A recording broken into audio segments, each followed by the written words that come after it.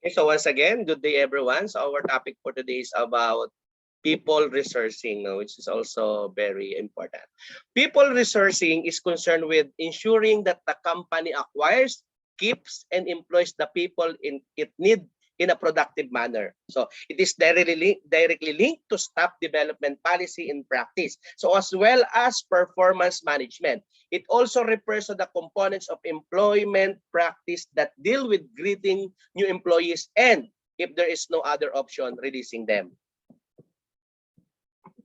Okay, so to discuss with us the people resourcing strategy, let us all welcome our our presenter, next presenter. Go ahead, ma'am. Good morning po, classmates. Good morning, Dean. Thank you so much for your introduction. So I will be discussing the part 6 or the people resourcing. I am Jonaline Ebit, by the way po. So good morning. So when we say people resourcing, let's first talk about resourcing. So resourcing simply means providing a person or an organization with materials, money, staff, and other assets necessary for effective operation. But when we are talking about the people resourcing, it simply means providing an organization, the people or the quality people to work in that company. People resourcing strategy. It is concerned with taking steps to ensure that the organization obtains and keeps the people it needs and employs them efficiently. So its objective is to ensure that the firm achieves competitive advantage by attracting and retaining more capable people that its rivals and employing them more effectively. So not just about attracting, but of course, um, its objective is to retain your quality employees or your quality people. The strategic human resource management approach to resourcing emphasizes that the importance of human resources in achieving organizational capability and therefore the need to find people whose attitudes and behavior are likely to be congruent with what management believes to be appropriate and conducive to success. So what are the considerations affecting the integration of business and resourcing strategies? First are the numbers of people required to meet the business needs, the skills and behavior required to support the achievement of business strategies, the impact of organizational restructuring as a result of rationalization or introduction of new technology, for example, cellular manufacturing. So cellular manufacturing helps companies build a variety of products for their customers with as little waste as possible. So the equipment and workstations are arranged in a sequence that supports a smooth flow of materials. Lastly are the plans for changing the culture of the organization in such areas as ability to deliver, performance standards, quality customer service, team working, and flexibility that indicate the need for people with different attitudes, beliefs, or characteristics. The components of people resourcing strategy are human resource planning, or what we commonly call workforce planning. It assesses future business needs, deciding on the numbers or types of people that a company needed, and then creating an employer brand. This is one of the most important component because it develops the organization's employee value proposition, or it creates the company's brand to the possible applicants. And then retention strategy, preparing plans for retaining the people that the organization needed. Absence management strategy is also important to control the absenteeism of the employees. Flexibility strategy to plan for increased flexibility in the use of human resources of the company. And talent management strategy to ensure that the organization has the talented people that it needed to perform the specific job. Recruitment and selection strategy,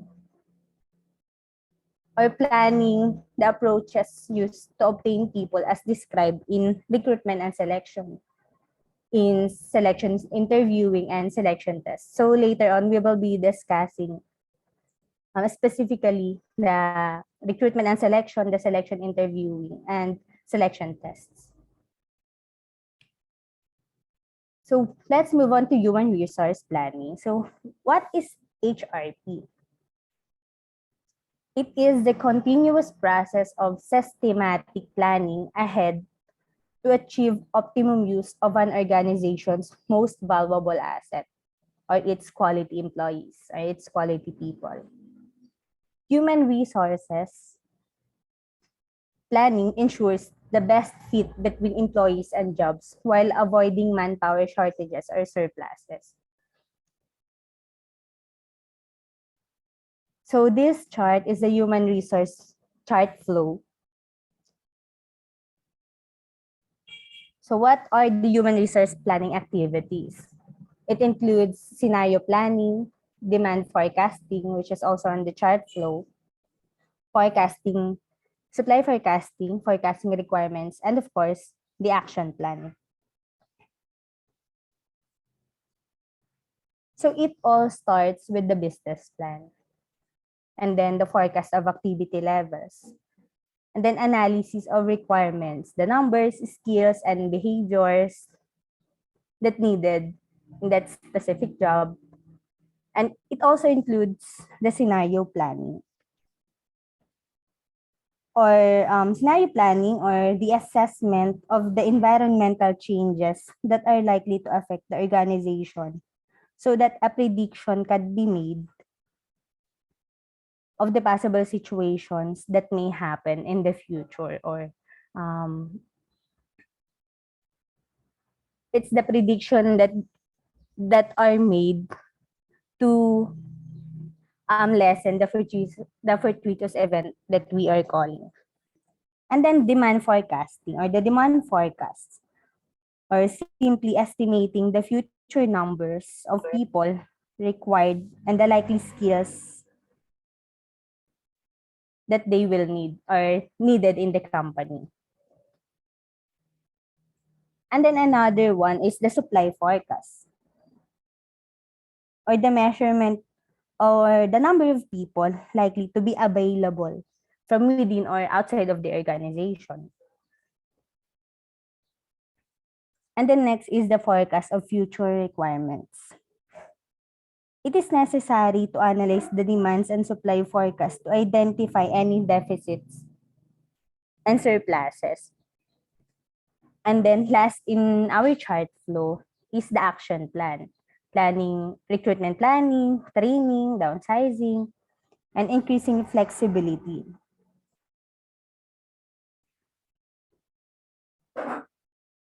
So next, let's move on to people resourcing practice.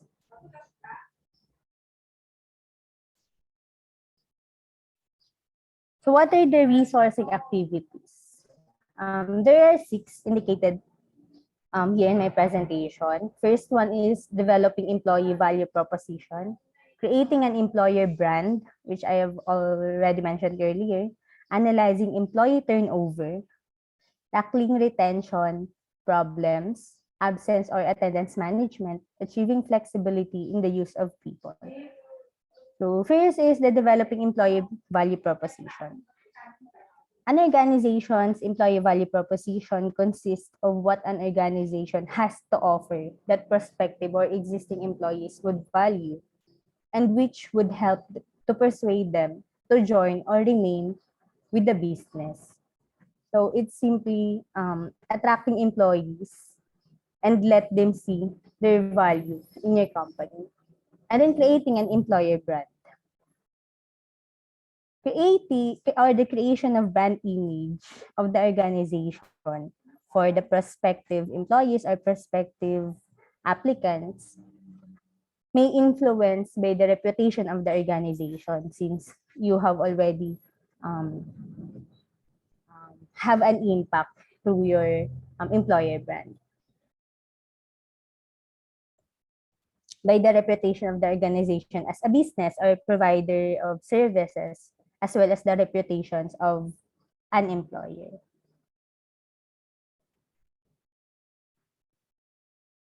So an organization must also analyze the employee turnover. So what is turnover? It's the loss of talent in the workforce over time. So we have here a formula, or the employee turnover index formula. So number of leavers in a specified period, usually 1 year, over average number of employees during the same period, times 100 for us to get the percentage of the employee turnover. So I have here an example. So number of leavers is 15, and the number of employees during the same period or during that year is 300 times 100. So the employee turnover is 5% in just 1 year.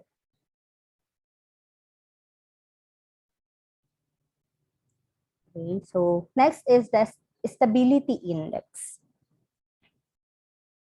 It is considered by many to be an improvement on the turnover index. So this is the turnover index. So the formula is number of years service or more over the number employed 1 year ago times 100.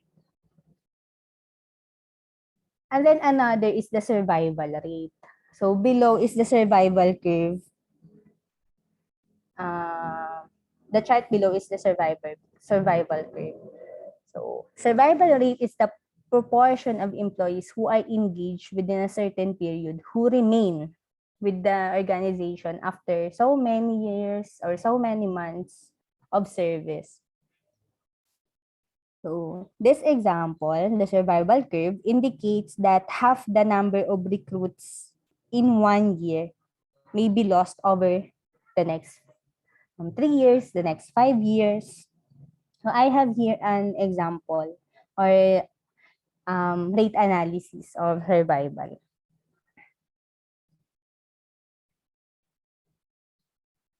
Say for example, on the entry cohort A, the original number of the applicants or the employees is 40, and then decreases from 100% survival rate, it decreases to 83 on year 1. And then so on and so forth. On the year 5, it decreases to 50%. So if you plot it on the graph, this will be the result, the survival curve. That the survival rate of employees or number of employees decreases after 5 years. Half-life index, a simpler concept derived from survival rate analysis, is that of the half-life index, which is defined as the time taken for a group or cohort of starters to reduce to half its original size through the wastage process. 5 years, in the above example here, the time is usually 5 years. So another analysis is the lever's length of service analysis. This is just like the turnover analysis earlier, but it is more detailed or specific because the length of service is indicated here. How many employees are or how many employees left with the service of less than 3 months, 3 to 6 months, 5 or more years. So it is more detailed than the employee turnover index.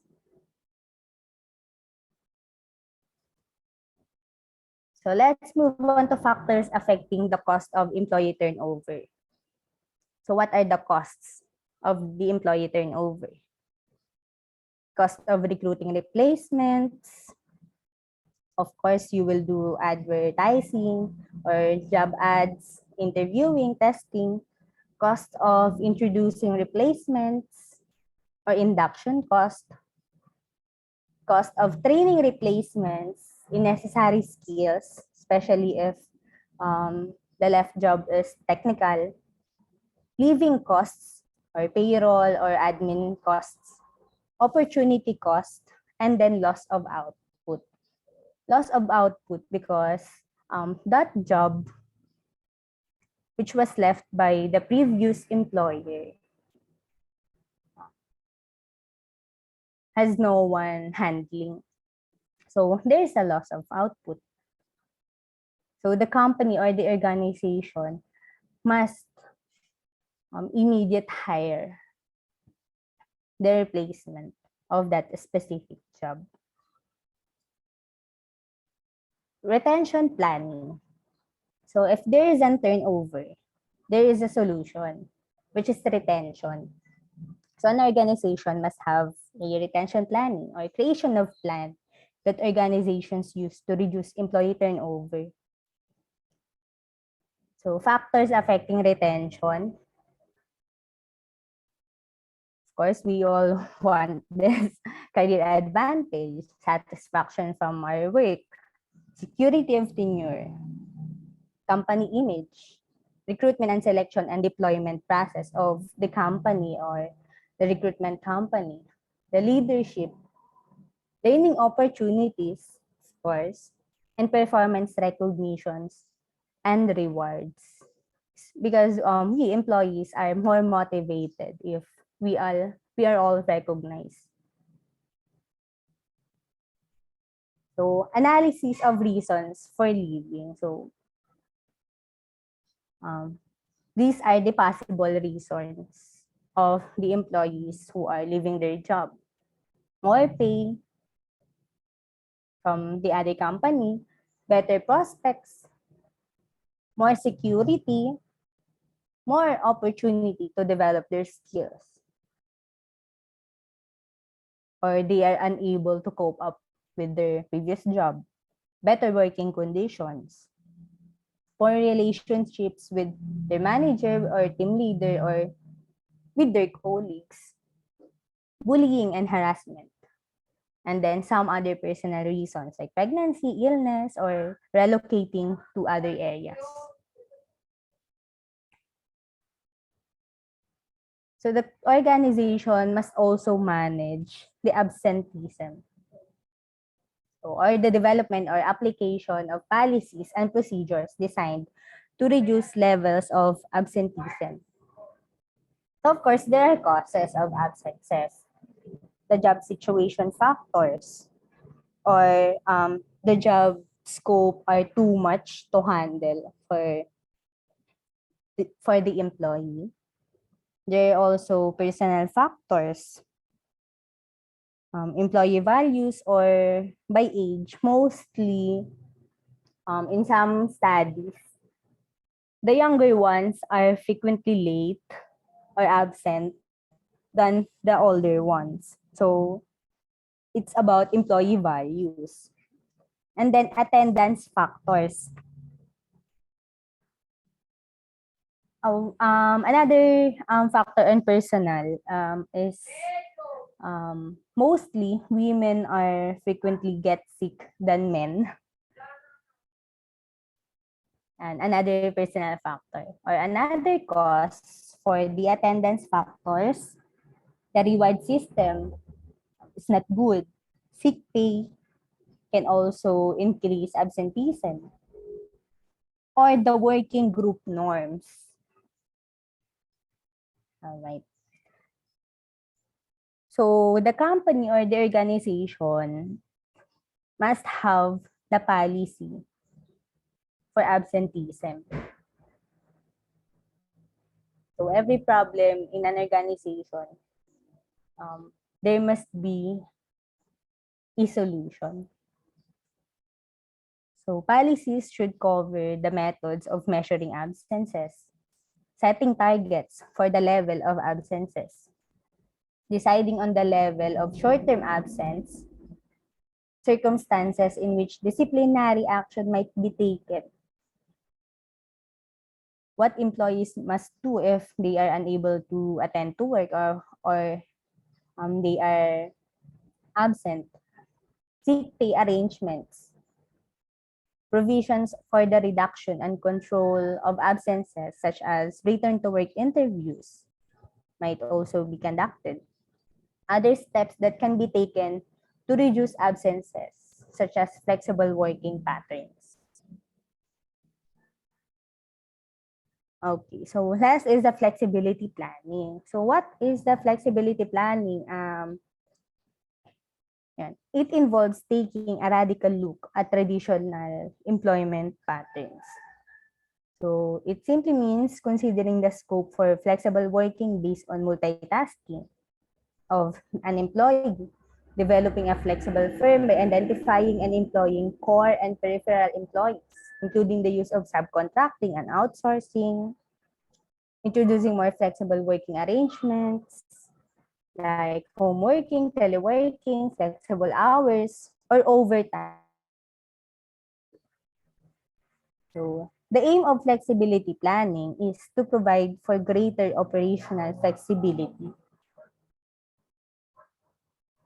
or to improve the utilization of employees' skills and capacities, increase productivity, and reduce employment costs. Okay. So let's move on to the recruitment and selection, which we are also like we discuss the recruitment and selection. So this is the main or one of the main goals of an HR in the company, the recruitment and selection process. So recruitment is the process of finding and engaging the people or attracting possible employees or possible applicants to the organization. Selection is part of recruitment process concerning with deciding who or which applicants or candidates should be appointed or should be selected. So what are the stages of recruitment and selection? Of course, you must know the requirements of that role, deciding on the terms and conditions of that job, planning recruitment campaigns, like the job ads or job advertisements, attracting candidates, reviewing and evaluating alternative sources of applicants inside or out of the company. So it may be internal or external recruitment, e-recruitment or the online recruitment, and then agencies and consultants. And then last stage is the selection process. Interviewing, assessments, exams, tests, offering employment or job offers, or the preparing of contracts for employment. So these are the stages of recruitment and selection. So here are the two schemes that can be used in interviewing or for a job interview, can be used by an employer. The 7-point plan by Roger and the 5-fold grading scheme. Excuse me. So during a job interview, when there was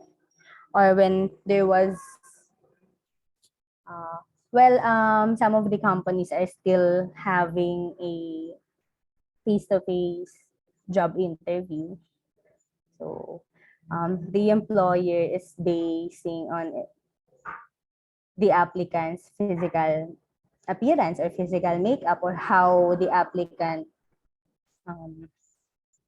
present himself.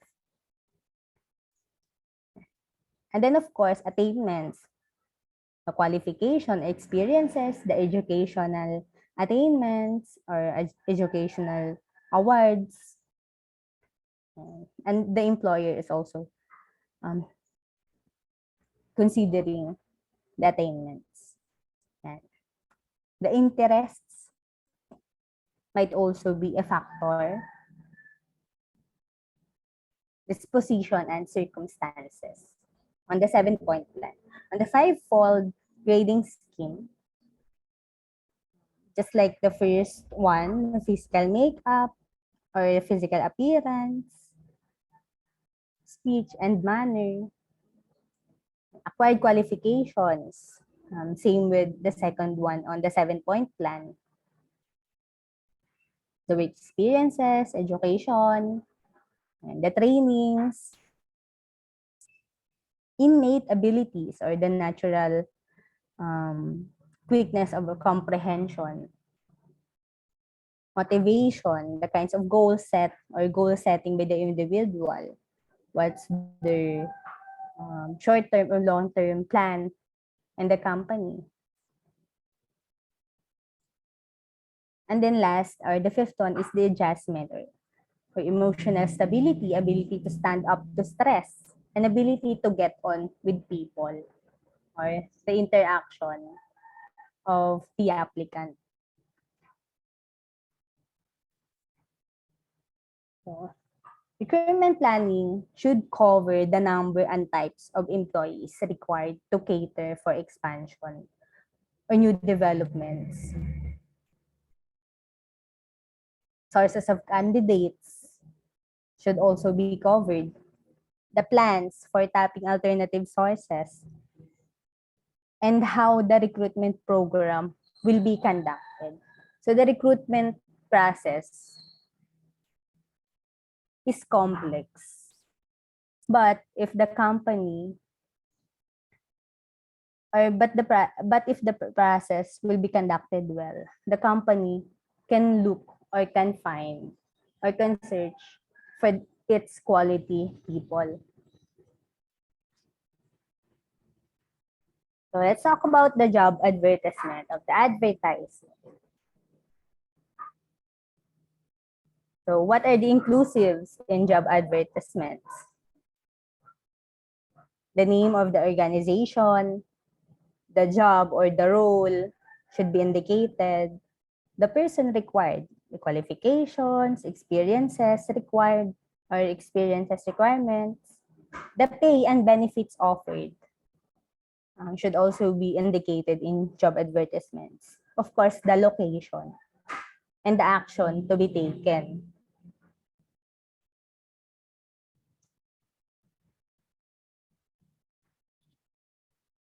So the organization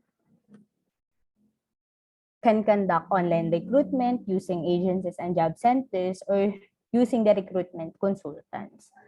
So there, online recruitment is good, especially now that it's pandemic. So, or what we call the e-recruitment. So it's simply posting job advertisements via the internet or through the internet. So there are also advantages and disadvantages of online recruitment. One of its advantages is it is easier to attract employees or to attract possible applicants. But one of its disadvantages,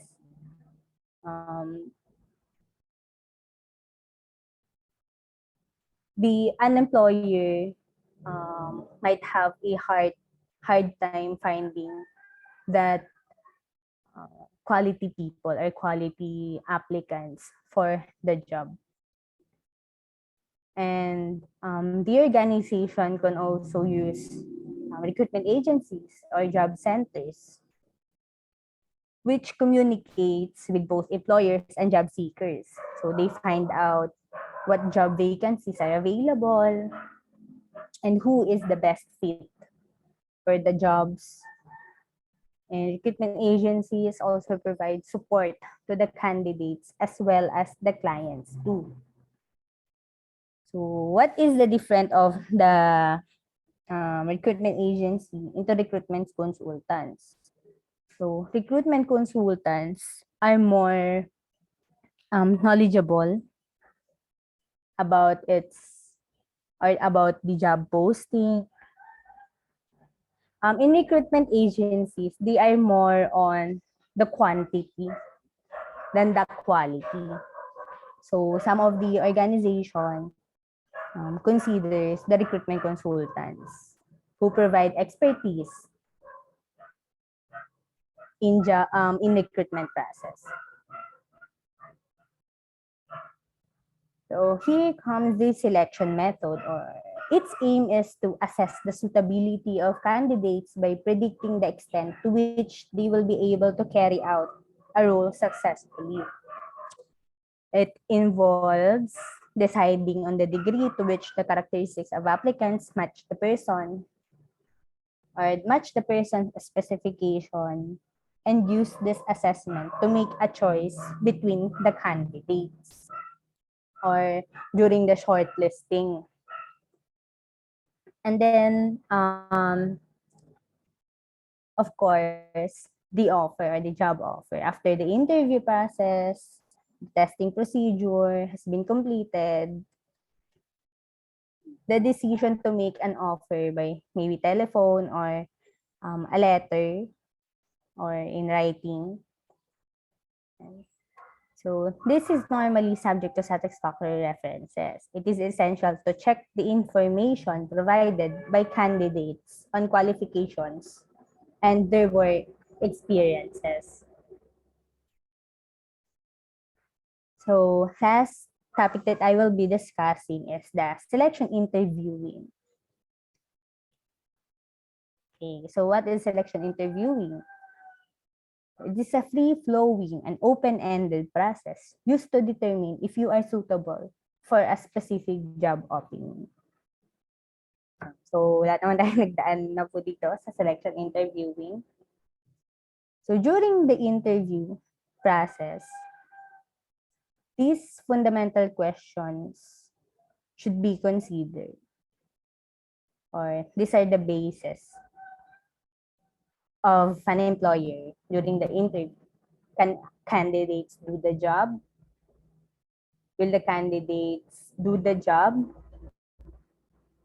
that they are motivated enough to do that job? How will individuals fit into the organization? So during some interviews, the employer is asking how can you adjust to your new environment, because they have these fundamental questions, or they have the basics during their interviews. And it also includes the knowledge, skills, experiences, abilities, the attitude, the behavior, specific demands, special requirements. On special requirements, some of the job posting that that I saw on online, some of the special requirements is the location,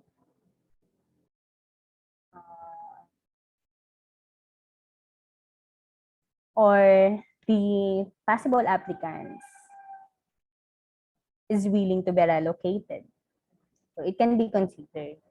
But some of the requirements added of an employer is just like that, the example, the location. So of course, there are do's and don'ts in selection interviewing. Of course, the interview must be planned, must have a sufficient time, must have a structured interview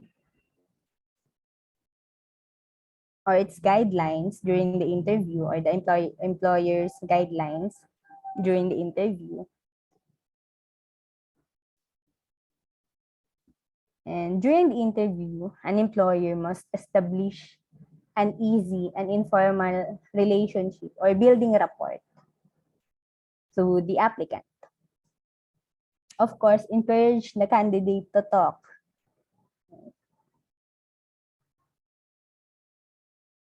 Ask clear questions and ambiguous questions, and get examples and instances of the successful application of knowledge,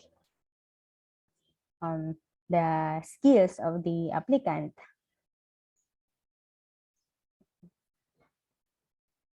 And then on the right side are the don'ts. So don't, for the employers, don't start the interview unprepared. So basically, the don'ts.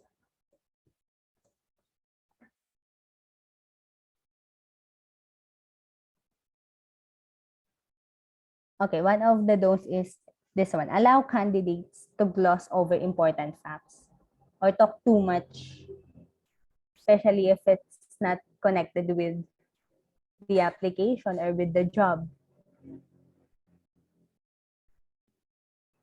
An employer must not ask questions or make remarks that could be construed as in any way discriminatory or attempt too many interviews in a row. So if the employer will do um,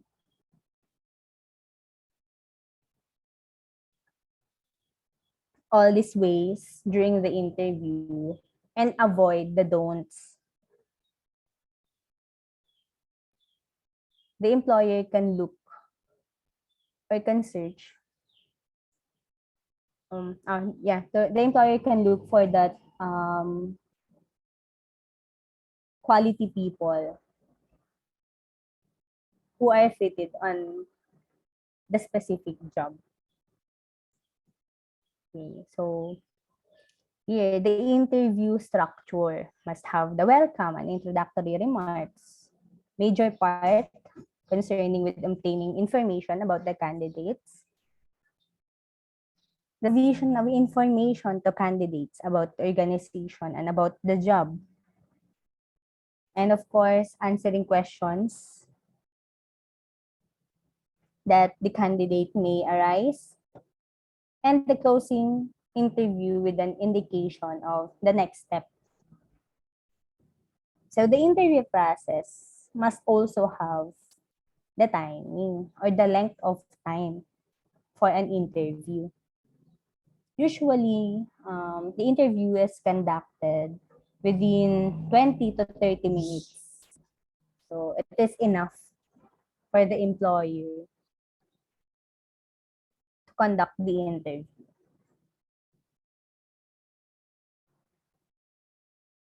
So the employer must have these skills: establishing rapport, the listening skills, maintaining the conversation or the continuity during the interview. The employer must also have the control of the interview. And of course, note taking.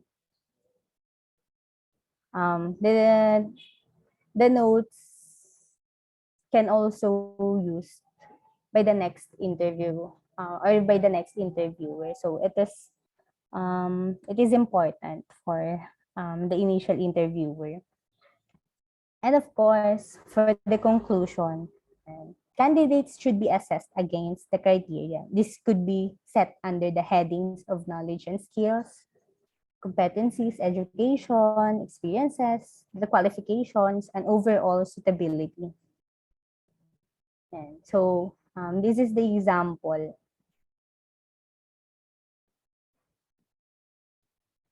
And the interviewer or the employer can use this one during the interview. So for my previous employer, I saw this my result in this one. It also includes the comments and suggestions for the initial interviewer. Yeah, I think I'm done with my part. So basically, the recruitment and selection process into interviewing is not an easy process. It's a complex one. But if an organization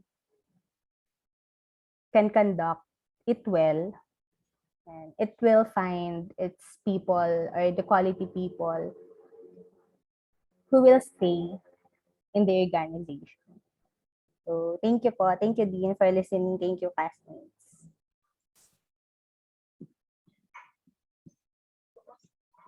Okay, so of course, the Okay. May I just ask if it's okay with you that we have to meet every Saturday?